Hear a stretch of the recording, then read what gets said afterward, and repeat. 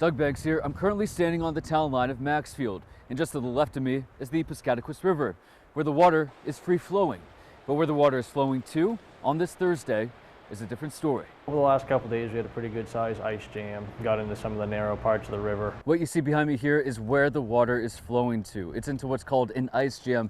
It stretches as far as I could see in both directions of the river. It stretches the width of the Piscataquis River as well. Just to get perspective on how big these chunks of ice are, I'm 6 foot even, and that thing is well over my head. And this is just one example of the many chunks of ice that are scattered along the river. And that ice jam caused serious damage for the town of Maxfield.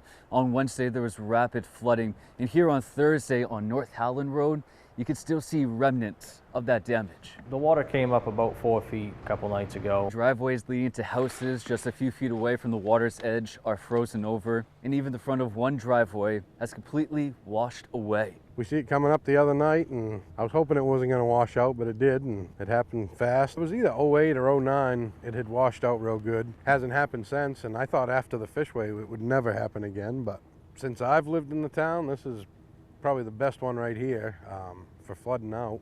As of this morning, it was down about 8 inches and stopped flooding out the road on North Howland.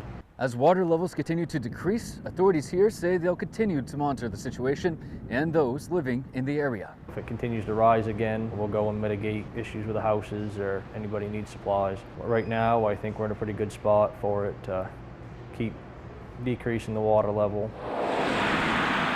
Maxfield, a town split by the Piscataquis River, is going through an unprecedented time in its history. Back in December, its residents voted to begin the process of dissolving the town's government into an unorganized territory. And even though the town may dissolve, its community refuses to.